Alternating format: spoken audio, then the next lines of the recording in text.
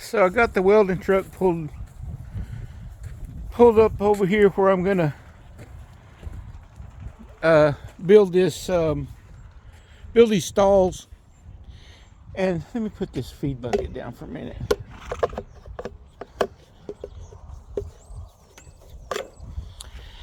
And I got all these ones right here, the corners in, and those right there that run all the way down to the other end of the box car. But I did not put those in yesterday. That one and that one right there, I didn't put those in yesterday. I put them in this morning, so they should be dried.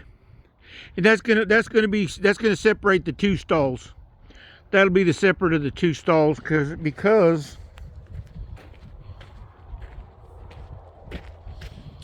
I'll have to replace these feeders. What I'm gonna do, because whenever it rains, it gets right here, and those horses they'll stand there and eat, and they'll be pawing at the ground, and it makes a dip right there. Now what I'm gonna do is once I get this in here, I'll bring some fill dirt right there.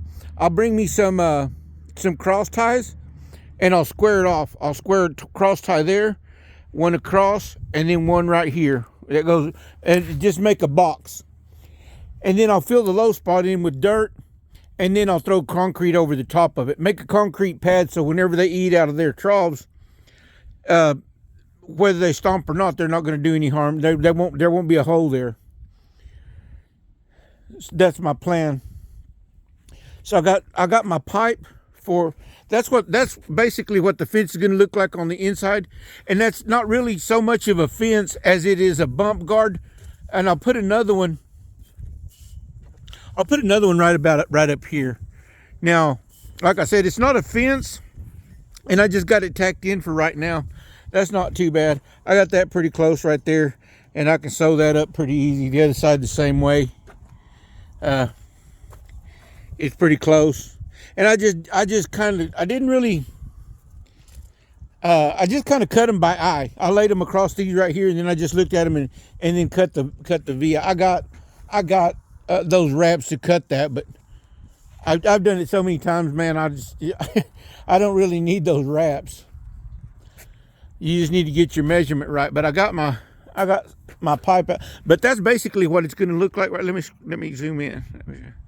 Okay, that is going to have another rail up at the top. Like I said, that's not really so much as a fence, but as a bump guard, because those horses, what they'll do is if they get cold, and you definitely want to do it on this side over here, because when the sun comes over, they'll be leaning up against that tin to stay warm, and they'll put their butt up against it.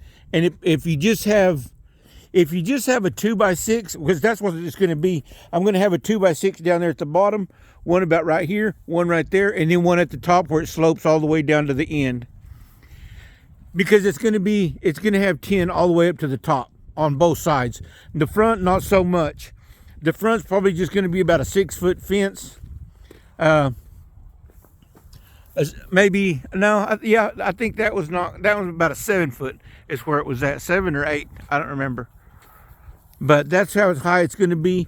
That way they'll have coverage all the way on the sides and over here. And there'll still be some rain that comes in from about that part right there, but if it does rain, it's just going to hit right about right here. And I'll put a little cap across the front of it, try to minimize the water that comes in. But they'll have shelter from the box car, from this side, that side right there, and that should work. My old box car, this one is it's over 100 years old. And I just wanted it. I bought it like several years ago, and I had it moved out here because I liked it. And it's old, and it probably needs to be redone and stuff like that. I may repaint it, but I kind of just like things that look original. But okay, I got off point. But anyway, I got these two put in, that one put in. All the rest of them are pretty much dried where I can go ahead and put my pipe in. I got some more pipe. I got a whole bunch more over there that I can use, but that should be all that I need right there. So that's where I'm at with this project right here. I'll have to go back out pretty soon, but I'll just have to hit it a lick every time I come back in. But I'm getting there. And my pipe, of course, you see those right there. That's what I was going to use to run my rails out to this one. But what I'm going to do, and this one I probably will. On that one I won't be able to unless I move it out a little bit. But this one lines up with that post right there. That one lines up with that post right there. And then I'll just lay my C-purlin across the top where I can screw my roof down onto it. But that's where we're at right now on this project.